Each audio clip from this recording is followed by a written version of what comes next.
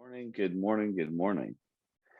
I'm here in the West Coast where it is exactly 6:03 a.m. So you can see all my friends on the East Coast, and I know there are some West Coasters on here. So very much always respect how early you get up to join us. So I started thinking about this blueprint and kind of where we all are in the journey as our sessions are coming close to an end.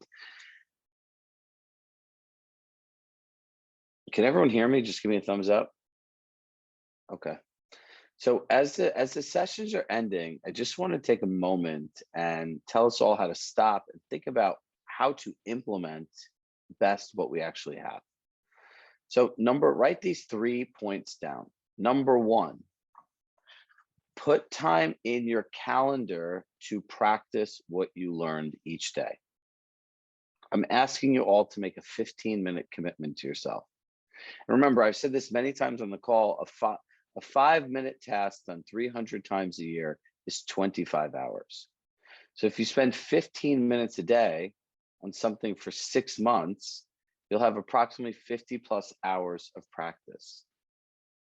And the reason that's really important is as the market changes, it's going to be very important for you to be forward thinking in the conversations you're going to have.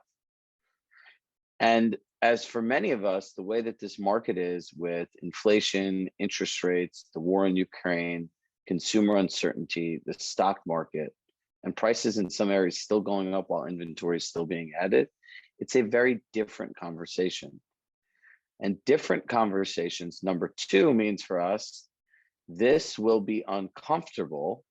And that is exactly why we have to practice. You're not going to want to do anything uncomfortable in front of a client unless you practice it over and over and over again. Your brain is wired for two needs, primary needs, or survival needs, certainty and comfort. So when you have a new conversation, it's uncertain and uncomfortable, so you'll go away from doing it. Regardless of if it's going to get you to the results you want or not, that's just how we all operate as humans. So number one is put time block 15 minutes a day for practice. Number two is it's going to feel uncomfortable. That's exactly why we have to practice. And the third thing is, and I would write this down, continuity is the key to ongoing success. Continuity is the key to ongoing success. Look, regardless of what you choose to do after these sessions end, whether you continue with us or you don't, I would put this not a should, a must. You must continue applying and practicing what you learned. So think about it like this. And before I jump into this session, because this one's really fun about talking to sellers who still want unrealistic prices. If you learn these skills one time and master them, it's like riding a bicycle. You own them forever, correct? And if you look backwards to your career, how many things have you never learned that you deal with every day today? So a little fourth asterisk I'd ask you to put is, how many things are coming up for me over the next 7 days that I could have learned if I thought through it the same way over the past blank years in my career? Think about it. This business is very repetitive. However, none of the training tells you to plan for repeat events, correct? So look, we have all this stuff. You guys have all the recordings. You have all the sheets to give out to people. It's time to own these skills and make them repetitive. It's not going to change. What you realize is you master the skills. The only thing that changes is the actual market. So it's like kind of like fill in the blank. So that's what I wanted to share with you all tonight.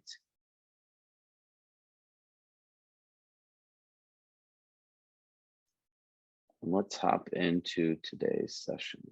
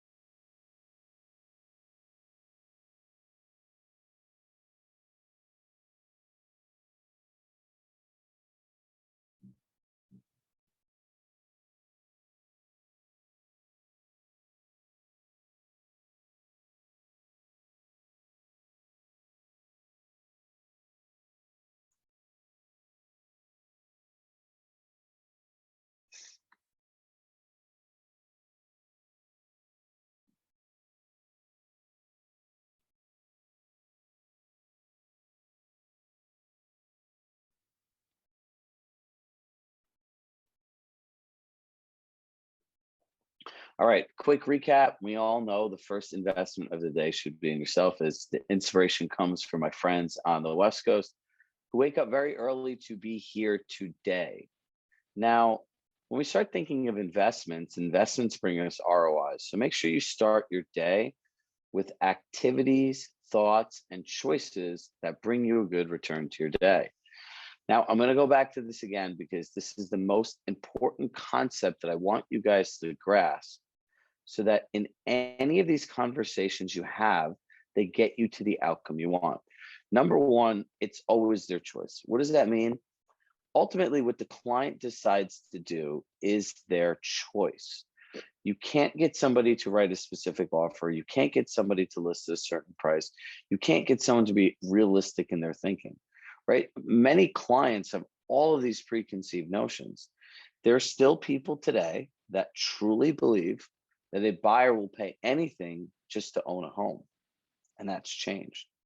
So our job is to guide and facilitate the conversations to help them make the right choices. Number two, the person asking all the questions controls the conversations. So from today on forward, if you're talking too much, you're not in control. And the goal is to practice so that you can ask questions that gets them to the outcome that you want. Number three, everything has to always be in the benefit of the other party. Listen, if it's not in the benefit of the other party, then you're working against them in their mind. Even if it's something crazy, you have to learn how, number four, to always be in agreement with the client, right? Even if they have the most unrealistic expectation, I totally understand that's what you want. And then you pivot. Try not to use the words but, and however, because it negates everything that goes before that. No telling, no explaining, no being combative. You can't talk your way into having someone do something, and words sure as hell can't change people's feelings. So if someone thinks something, it's how do you be in agreement with them? How do you share something in their benefit? And how do you ask great questions? Those are the three things you need to know how to do. Number six, never show you're attached to the outcome. In real estate, it's really interesting. The more you're attached to the outcome, the more the people push back. It never Your changes. screen is blank, everyone's saying. Oh, thank you. We'll try this again. Well, it's a good thing they've all heard about the 7 keys to effective conversations very many times. All right, can you see the key? No, We're good. we're good? Okay. So number 6, never show you're attached to any specific outcome. I find that in real estate and working with agents, the more attached to the outcome you are, the more without logic or sense that people push back. And number 7, what they choose to do does not mean you must compromise. Meaning if they look at a discount broker, you don't have to become a discount broker. You can't be everything to everyone. Brooke, is the screen still sharing? Yes. Okay, good. Framing conversations for success. We started talking about this last week. Now, framing is the art of explaining something in a context in their current belief patterns, the way they view the world. So, in setting up a conversation for success, it's saying things to them that they understand. And we always use the communication plan. Like, would you drop your phone off to a place where you didn't know what days the business was open? Absolutely not.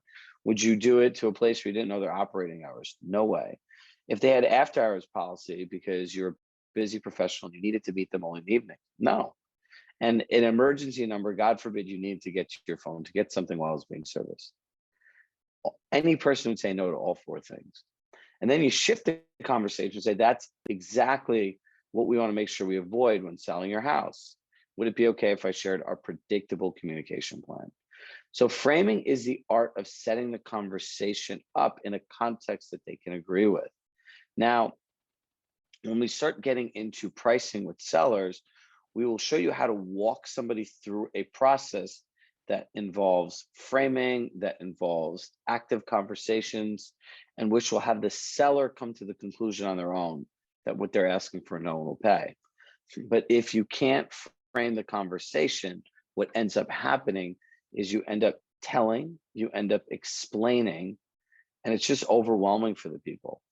Remember last week when we paused for 30 seconds in silence, how long that was? And think about how many of us go on, I call them realtor run-on sentences for more than 30 seconds. That's framing the conversation for success. Now, remember, before we even get into comps and pricing and everything else, we want to go through what you can control, what I can control, no one can control, right? So if people are sellers, what can they really control? And this is asking them the question, right? What can you control as a seller? You can control the price, condition of the home, terms in selling the home, and accessibility. Is there anything else you can control? They'll say no. As the realtor you choose to partner with, I can control the visual story, marketing, advertising, the negotiation strategy, communication, and customer service. It's very important here to get the clients to agree. Is there anything else as your agent you feel that I can control? As soon as they say no, the party really begins. Now, no one can control, and this is the most important part: world events, the local economy, the stock market, interest rates, and the kicker is the prices your neighbors choose to accept for their homes. The prices your neighbors choose to accept for your homes. And then remember, last week we talked about the us versus them concept. Now, once we're here, we can pivot.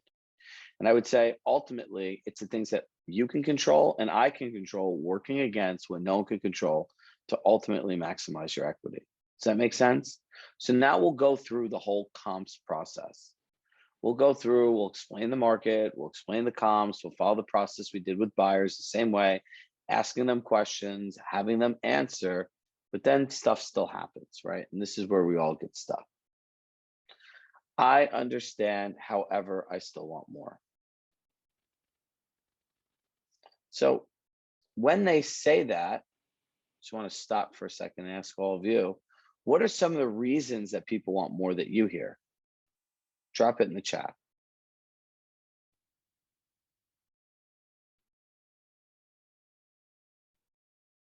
Agreed, that's my favorite one.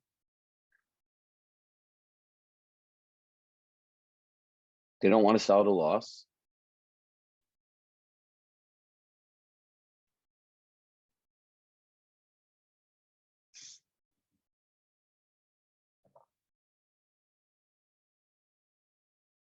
Right, everyone has dealt with this, so we should have like 50 plus answers. Don't be shy today. I don't have to sell, I have to wait on the number.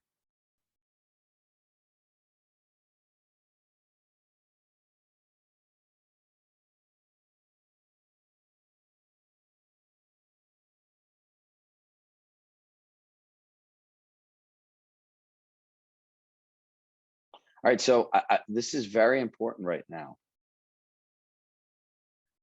Go look in the chat right now. The majority of these things that people are saying are signs for you all to run away.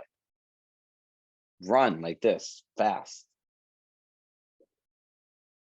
And if somebody says, well, this is what I need to get, and you turn around and say, well, as a buyer, would you pay what somebody needs? That is a horrible way of doing this conversation.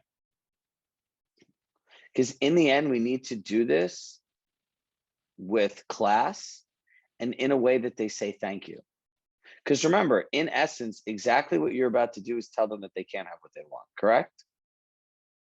Now, this is also where a lot, I would say, and I don't use this word like lightly, but this is where a lot of the abuse comes from for all of you guys.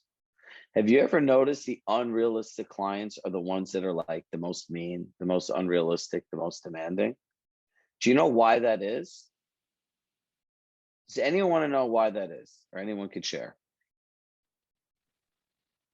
Liz? Do they think it's your fault? Yeah. That's part of it. Now, if there is one thing that you can walk away with of many, it's this concept. And look, this is really going to preserve your mental health in any profession. My father, I share this all the time, owned a stationery store in Larchmont, New York. And my a lot of the stuff that I share with you today really are my learnings as a child from someone who grew up with immigrant parents and someone who was a business owner. So when I asked my dad when I got into real estate, like I did with many of the things in my life, Dad, what do I do? Like with people selling houses, buying. He goes, look, it's like the store. I said, okay, I understand that. He goes, you can't take inventory, you can't sell. I was like, oh, okay. So I go, if they want too much money, he goes, I wouldn't buy merchandise from me that was priced so high that nobody would buy it. And I was like, oh, okay. And that was it. But for me, that moment it clicked, right? And my learnings now from that scenario is this: the second you sign a listing agreement for that price, the people then believe it's possible.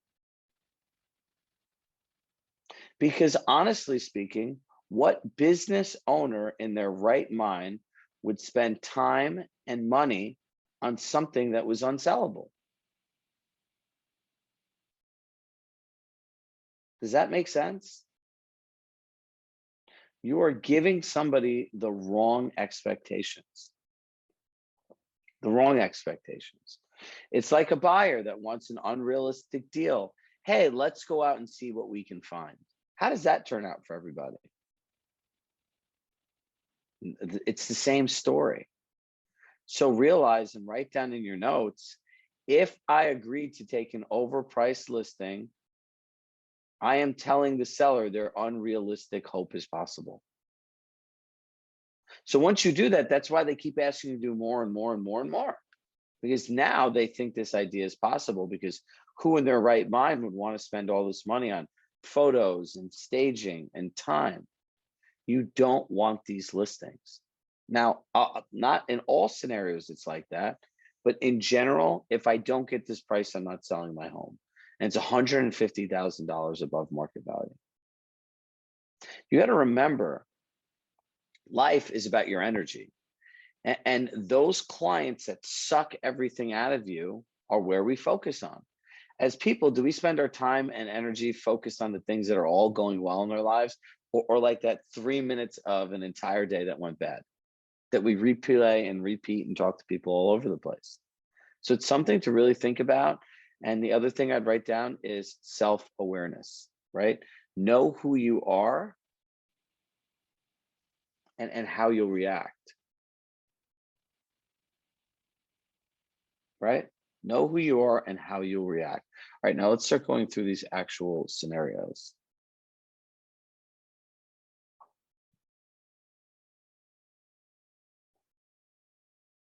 All right, here are the outcomes for an overpriced listing. Number one, you take an overpriced listing and have them blame you for the home not selling. Number two, you take an overpriced listing and fight with the seller for a price reduction on an ongoing basis, which, as someone said in the chat, is a real life battle strategy. Brooke, can they not see my screen? I see all these chats coming in. It's blank again. All right, let's try this again. Sorry, everybody. I don't know why this decided not to work today.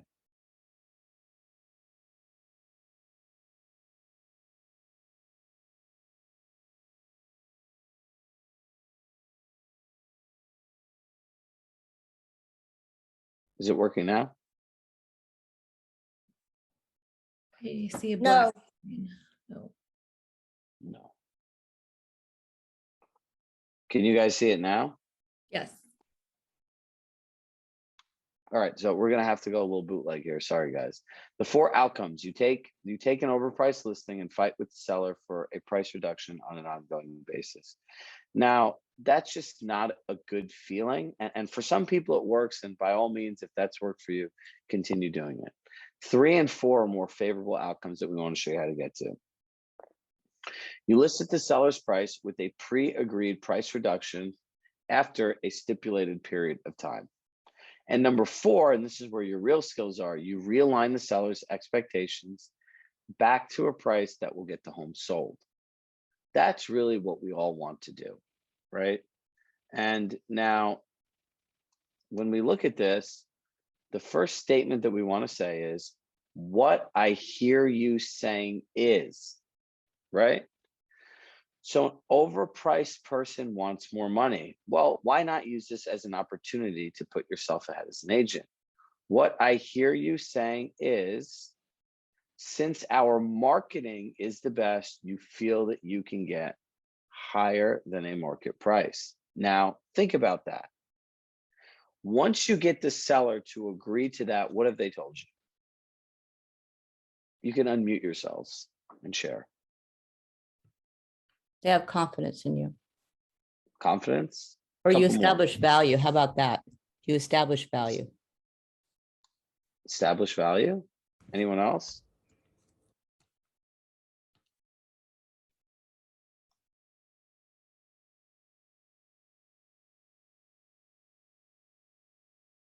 No one else knows what that means when the seller agrees to that.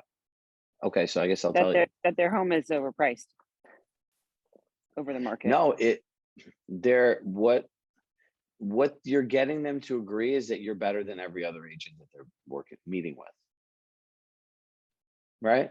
Since you feel that our marketing is the best. That is a very thoughtful choice of words, let's just say. And they're going to say, yeah, you have such great marketing and you have this whole network of national agents. Remember, you just spent the last 30 to 40 minutes telling them how great you are, correct? How you have all these different things at Compass that you can do as a Compass agent that nobody else can. So now they're really excited, right? So if you hired a marketing company, do you think they'd help you get more or less? More. So you have to remember the psychology of a seller up to the point in this conversation, right? Because this is what we spent our time telling them. So sometimes we spend our time winding up all the way this way, and then we go, oh, no, wait, we can't do that, we can't do that. And then they're confused. And that's where the inauthenticity comes from. It doesn't seem authentic. So what I was saying is, what I hear you saying, right, is that since our marketing is the best, you feel that we can get higher than the market price. Remember, this is after you've gone through the comps, you've gone through the you control, I control. You've done everything right. And now it's like, boom, nope, sorry, we still want more. Raise your hand if that feels morally deflating at that point, right? It is. You've practiced, you've done everything you can. You know, Mike Tyson says everyone has a plan until they get punched in the face. Well, this in a listing pitch is a punch in the face. So we need to have a plan on how to come back and how not to be emotional, because this is the point where everyone loses the deal. Well, do you know all the marketing we do, and you know, no amount of marketing will sell an overpriced listing, and this is what buyers are paying. This is like, it's just reason after reason after reason. And you just have to stop and remember those 7 keys to an effective conversation. Is saying what is that statement in their benefit? Yes. Is it an agreement with them? Yes.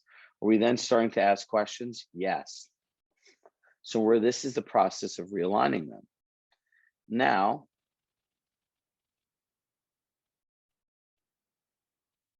here are the reasons they want more. And this is important to understand too. They have special upgrades. People will pay anything in this market. I need to get this amount of money. If my home does not sell at this price, I'm okay staying, and I want to test the market. Special upgrades. This is something we can work through, right? They're in sales, they say there are objections and there are conditions. So an objection is if I want to meet someone for running and it's pouring rain outside, they're like, Chirag, it's raining. Can we run tomorrow? That's an objection. We still could go run in the rain. It's just really uncomfortable and people don't want to do it. Now, same thing happens. The same friend, I call them up the next day. I'm like, all right, let's go running. And they're like, you know what? I broke my ankle. I'm not able to run. That's a condition. So people have special upgrades in this idea of price. That is an objection. It's objection to your price. It's not a condition. People will pay anything in this market. That's a thought. Number 3, I need to get this amount of money. That could be a condition, right?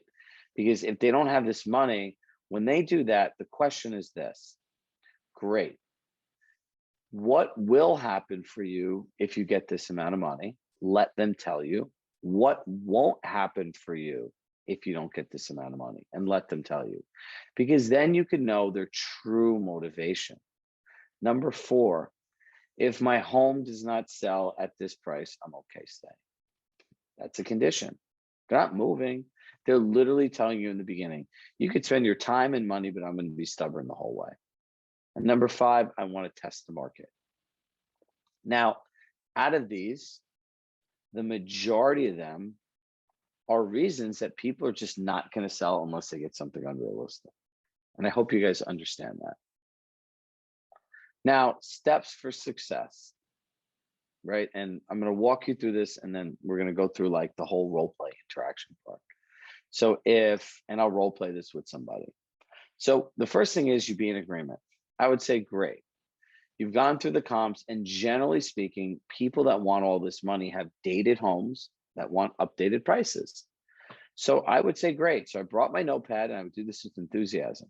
So I brought my notepad, and we, as we said, are working against the things we can't control. So we have to be able to justify your price to buyers and their agents.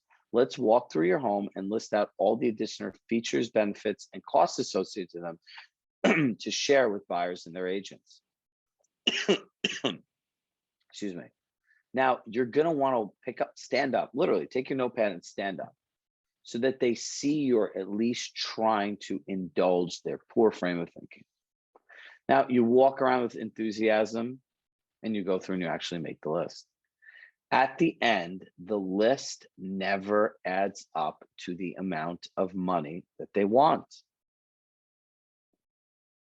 Now, who would like to role play this with me once and be an unrealistic seller?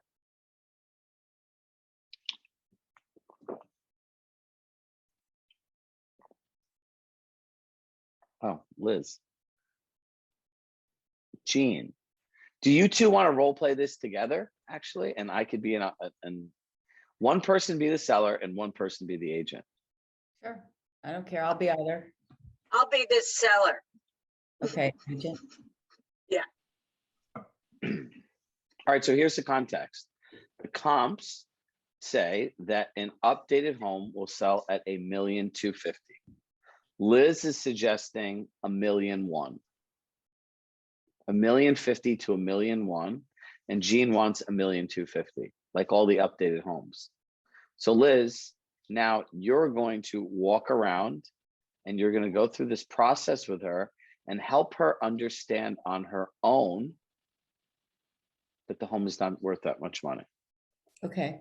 Okay, great. So Jean, thanks so much for, walking through those comps with me. Do you have we'll take a few minutes now. Let's walk around the house. And if you could just point out the upgrades, the things that you love about the house, I'm going to take some notes and then we can come back to the discussion. Can we do that? Would that be okay? Sure. Yeah, Okay, awesome. absolutely. Okay, where do you want to start? Oh, in your favorite room would be great. Okay, great. Well, I have this massive family room. You can see it leads right into my kitchen. When we moved in 2000, we redid everything, right? So Wait, I'm sorry, when did you move in? 2001, actually. Yeah. About 20 years ago. Yeah. And Great. we totally gutted the kitchen. Everything is custom, top of the line. And and people just have loved my home, so we think it's super special, So you want to see the rest of the house? I mean, the bathrooms, we redid all of it. We gutted, new air conditioning, plumbing, electricity, the whole thing. Wait, and so you did the whole renovation in 2001, more or less, and nothing. We Right. did. Yeah. And back then they were saying it was, 2 million, So Okay. yeah, Who was saying that? my realtor. Oh, right. Yeah, Okay. once the renovation was done, it was, yeah. So I mean, I look at these other places and I'm like, they didn't they just didn't do the same quality of work that I did, right? Terrific. Is there anything And- else you'd like to share? Yeah, I mean, my property's great. It's walk to town. You know, I'm seeing these other places. I'm feeling like my house is better. Great. Okay, so why don't we go back and sit and go back over the comps again and sort of do a side-by-side comparison? And actually, have you seen any of the homes in person that we're talking about here? that are No, in the neighborhood? I've just seen the pictures, and frankly, they all look the same to me, and it doesn't look like they've done as high quality a job as I did. Yeah, understand. Yeah. Okay, so Chirag, where do we go from here? She's an idiot, Chirag. By the way, right? Yeah. Yeah. The words that actually should be on the screen is, hey, Jean, you know, what I hear is you saying, right, is that you feel our marketing is the best and that you feel that ultimately, based on your home plus our marketing, be the best to get you a higher price. Is that correct? I think so. Yeah, as long as we can get, you know, the price that I want, I think the house is worth, you know. Absolutely. So look, our job is to justify to agents and their buyers the price of our home. So I brought my notepad and I want to make sure that we walk around and specifically document the upgrades that your home has that the other ones don't, and ultimately what the costs are. So when we're marketing and the agents and buyers ask us why our home is the same price as some of these other homes, we're able to justify it. Would that be okay? Sure. Yeah. So now I would walk around with her and I would say, oh, how much did you spend on this renovation? Oh, in 2001, we spent this much money. Okay, great. Now, what else did you do? Okay, the quality. Okay, the yard's great. Now I would sit back down with her, right? And odds are that gap generally doesn't get met, right? And then this is where you shift it. And you're like, okay, if you were a buyer today, objectively, and you're based on what other buyers are willing to pay, they're willing to pay it for a home that's like that, that's $1,250,000, correct? It looks that way. Yeah. Yeah. Now, what do you think it would cost to take your kitchen from 2001 and make it like that kitchen for 2020? Does that really matter a lot? I mean, if it's a high quality kitchen and, you know, it's move in and all that, I mean, does that part really matter? Well, let's see, based on what other buyers are willing to pay, the homes that have similar kitchens to yours, just based on view, mind you, we haven't been in them, and construction quality isn't something that we can really tell. Based on that, other buyers are willing to pay around $1,050,000 to $1,001,000. And based on what other buyers are willing to pay for some of these more modern renovations that were done over the last, let's say 24 months, they're willing to pay $1,250,000. Okay. Yeah. So is it fair to say if you were a buyer today, if we're giving credit for your upgrades, that they'd probably want a credit in their mind of how much it would cost to turn your kitchen into one of those kitchens? Yeah. I mean, would it be appropriate at this point? I'm sorry to step out of the role, to say, if you were a buyer today, would a newer kitchen be an important feature to you? That's not a good thing to say? I would not say that. Okay.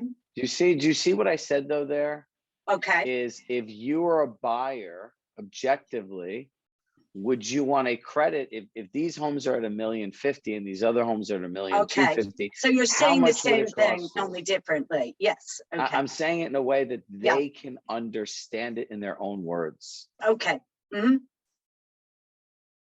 Because look, as long as you say, don't you think a buyer will want this? Don't you think buyers will want a kitchen today? Who knows what people want, right? That is such an open-ended question that could lead people. And by the way, you are like the greatest. We could all like give you a round of applause. That was like, how great was her role play? That is probably right, Liz. That's probably one of the most realistic scenarios I've ever heard.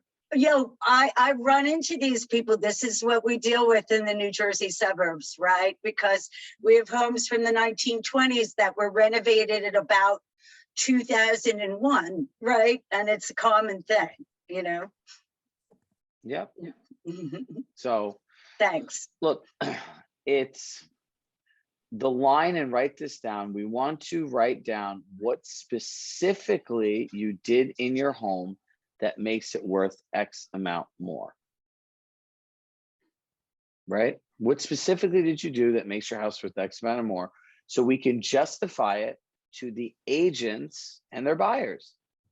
And they're going to say, oh, wow, great. You really want to market my house and document it all. You have to go through the whole process.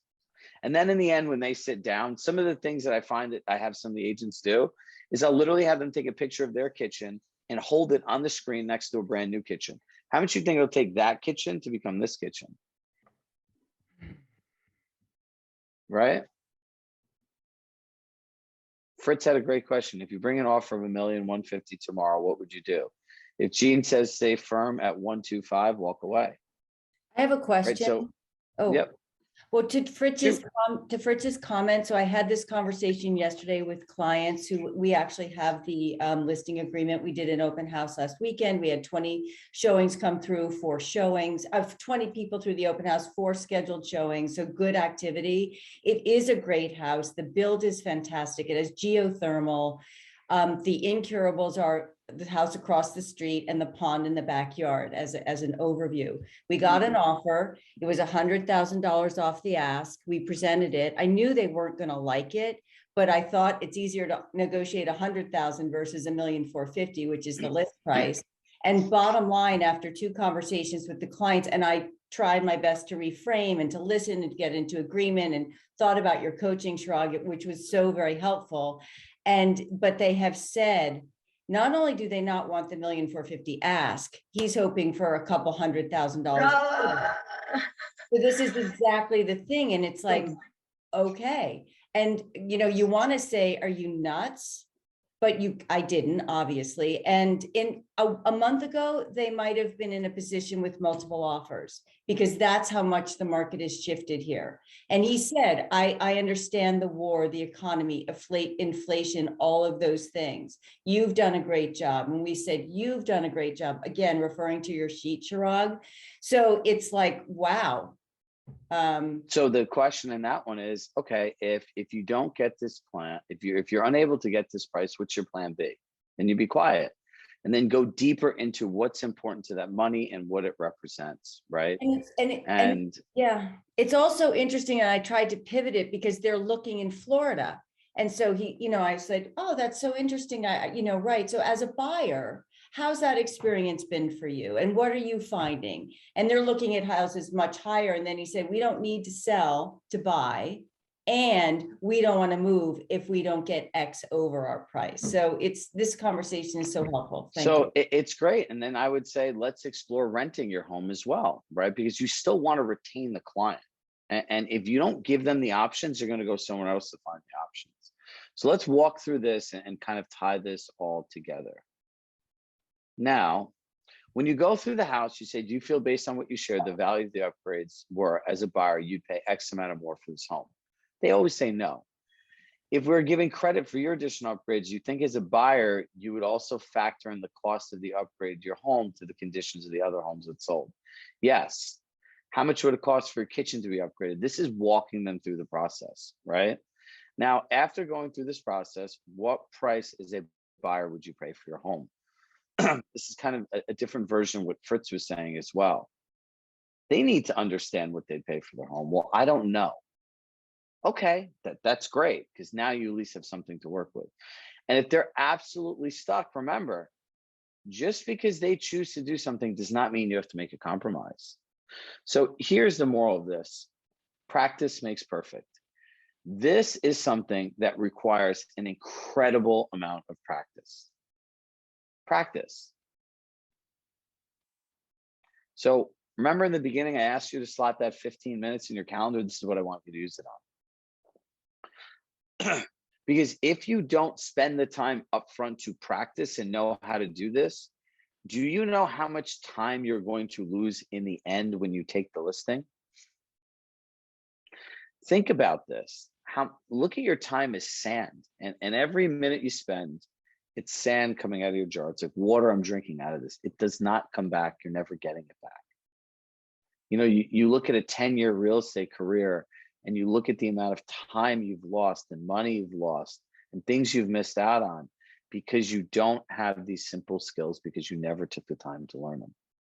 That has to end for all of us today. You have the roadmap. We give you all the information, and ultimately you have a community of people here to support you, right? We made sure to create the structure that there's not only a class each week, but an accountability session that you can go through so you could find people that want to do more, that want to support you. And we have great leaders within our community who are here to support you. So now's the time to make a shift because the market is changing and it's going to continue to change, right? So these conversations are very relevant. So we all feel good about this today. I expect this to be if you feel very uncomfortable about having this conversation, mission accomplished. That's exactly why you need to. It's not going to feel comfortable, right? Like if you look at a diamond, think about all the pressure and everything a diamond goes through to be a diamond. If you've ever worked out and got in shape and you've had to diet healthy, not eating dessert sucks. It really does. There's no way around it, right? Like who doesn't want a piece of chocolate cake or a piece of chocolate, right? And you have to sit there and eat the fruit while everyone eats cake. It's not fun, but it works. Same thing at the gym. Pushing through those workouts are hard, but in the end, it's always worth it. So as you leave here and you take the time to start thinking about this is where we need to focus on, right? Attach your why. Exactly. Why do you need to do this? You need to do this, number one, for your own mental health. In all seriousness, everyone that got into a career in real estate comes in hot. They're like, yeah, like they're excited. And then you talk to Realtor 5 and be like, I have anxiety, I'm depressed, I'm stressed out, I'm working all around the clock. Like who the hell would sign up for that willingly? Those are the things you see in life and relationships that make you run away.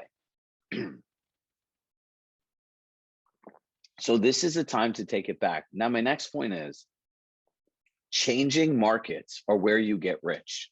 I truly believe that. Changing markets are where you get rich. And I'll tell you why. People will stop spending money marketing and people will come from a place of conservation and fear.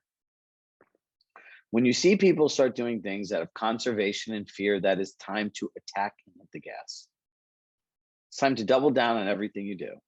Because guess what? When everyone pulls back, think about it. Where most financial people made their fortunes are not in up markets, are in down markets. They start buying everything up. So as this market shifts, right? Robert alluded to this in his email that people are expecting perfection. Guess what that means? Skills, which in real estate just means learning how to talk to people, right? So if you think about it, what I would do if I was an agent, does anyone care about what my thoughts would be if I was an agent right now doing what you would do? This is what I would do. Remember how we talked about how much harder it is to convert a client today than it is 5 years ago? I would obsess over my clients, documenting everything in my CRM, taking very detailed notes, and every time I talk to somebody, sending a task with something I remembered from the first call to follow up. Number two, I would absolutely throw a client appreciation party, like right away in the fall, like when the kids go back to school, because most of us are in suburbs, right? And I would find a lender and other people to help sponsor it. Number three, I would obsessively practice having these conversations every day. You're going to have more of them. And you know what all people want in uncertain times is to be around people that are confident. When you're able to talk from this place of confidence, you create certainty in the mind of another person. When you're like, blah, blah, blah, blah, blah, blah, blah, and you do those big I call them now realtor run-on sentences, that is not confident. So if you do these things and you hit the gas in this market, you will win because look, you need skills again to sell a house. Homes are starting to go in 30, 60-day cycles again, not in 2 minutes. And if you can't help people understand these expectations, you can't win. You cannot win. Because after whatever they have in their head happens or does not happen, more likely, what's going to happen to you? This is where all that abuse comes from. Remember what you're promising people when you sign a contract at an unrealistic price.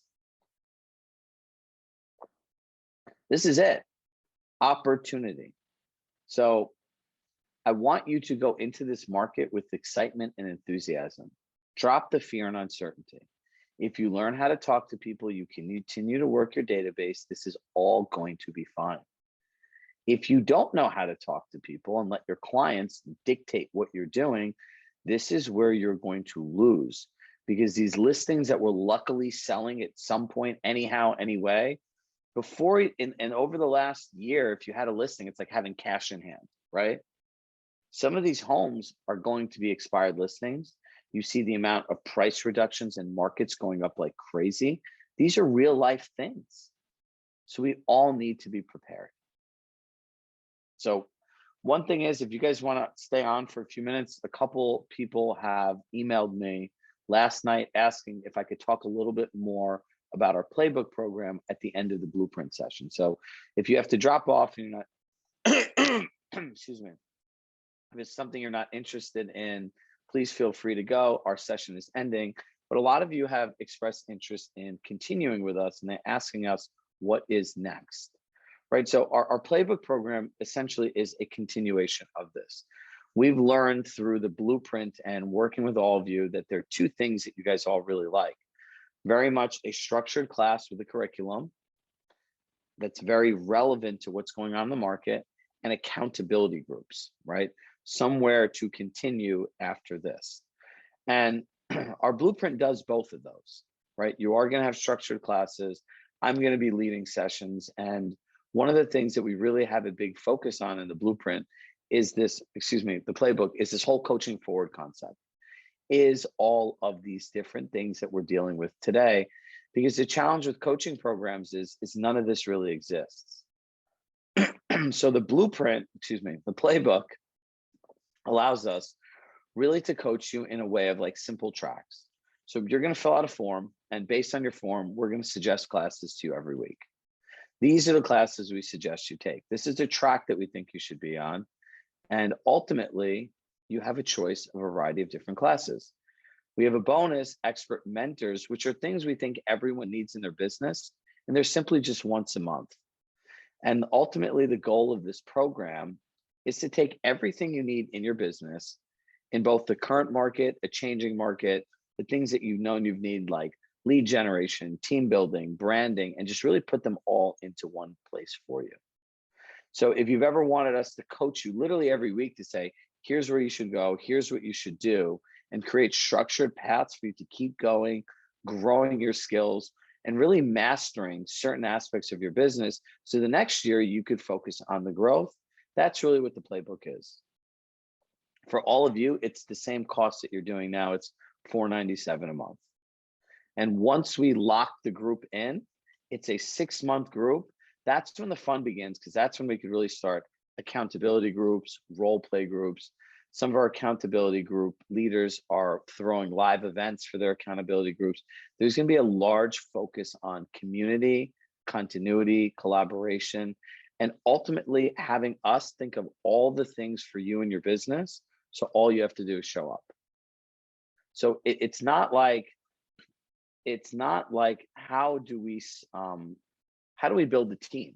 Well, building a team, you need to know how to hire people, then you need to train an admin, then you need to know how to manage a team. Those are 3 different skill sets, which normally you'd find in 3 different programs. Where with our playbook, it's in one, because all these things are connected together. And I always said is like, my dream as an agent was to go to one place where I could have everything. So our goal is in the playbook is to create one place where all of the coaching you need specific to Compass exists in one home. So if that's something you're interested in, we'll be calling people over the next month just to ask them for any feedback that they had from this program, how they liked it, any suggestions for improvement, and if they'd like to continue with us. So most of you will at some point hear from Deborah on my team, because your feedback is very important to us as well. If you have 10 by $10, send me an email and we can walk you through how that would work as well. So Katie, for the fall, it starts in July. It's a 6-month program. All the sessions are recorded. right? So you don't have to attend all of the sessions. And in reality, I hope no one thinks that attending all of anything is a good idea. We figured out that if you sell one more $500,000 house, it's a 238% ROI. So when you're thinking about how do I approach this program, it's let me find the things that I need now and bring them to mastery. Like everyone needs a great tax planner, right? Everybody does. Now, everyone needs to grow their personal brand, whether it's their personal brand or their team brand. There are different people for that. Everyone needs to know how to do social media and Instagram reels and stuff like that. So we have someone that does that. Hiring, everyone that wants to grow outside themselves and be a real CEO of their business needs to understand how to hire people. So we have a mentor for that. Now, this is about understanding what you need and using it when you need it. That's all. It's nothing complicated. So I appreciate all of you staying on and listening. And if you have any questions, you can email me. And I'm always happy to help. But the most important thing is that you need to practice. So make sure you take those 15 minutes today, put that time block into your calendar, and continue to practice, continue to show up in role play groups and accountability sessions. And look, I appreciate all the work you're doing because it's not easy. So as always, I love you all and I will see you soon. Tamina, you have a question? Yeah, I just wanted to know what the structure of this is. So is it going to be once a week? Is there still going to be an opportunity to join twice a day? Is it going to be similar to GCI? Yeah. So I will be doing 2 sessions a day, Monday and Tuesday. Okay. Same thing, same exact structure. We're going to probably change some of the things depending on, I'm going to break what I'm doing in 6 months into 3 90-day courses, right? So the things we know is everyone wants lead gen, everyone wants to know how to pitch companies to buyers and sellers. And the last one is how to build predictable client experiences. So I'm one part of this, but my 4 sessions a week will continue. And you get all of these other things as well, right? Because I know that I don't have every single skill to be a master of to teach you. So I made sure to get other coaches and mentors that can help you as well. Okay. So it's kind of like going to a gym, right? You sign up to go to Equinox, you through your membership, you get access to all these different classes. And ultimately you go to the ones that you feel are best for you, where you are at your life at that point. So for this program, it will be twice a week. Yeah, there are Sessions. more sessions than twice a week, but I would suggest there's a whole calendar. So when you go to a gym, right, there's not just like 2 classes, there's a whole schedule of classes depending on people's fitness goals. So if you're a solo agent, a team leader, or a team member, you're in the same business, but you have a slightly different growth track. So based on your intake form, you'll probably sign up for my classes and a variety of the other expert mentor classes that meet once a month. Okay. Thank you. You're welcome. So if anyone else doesn't have any questions, I put my email in the chat.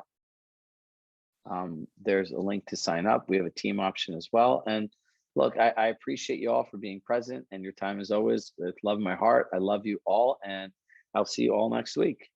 If you want to listen to this again, you could join us again in 3 hours. Bye, everybody.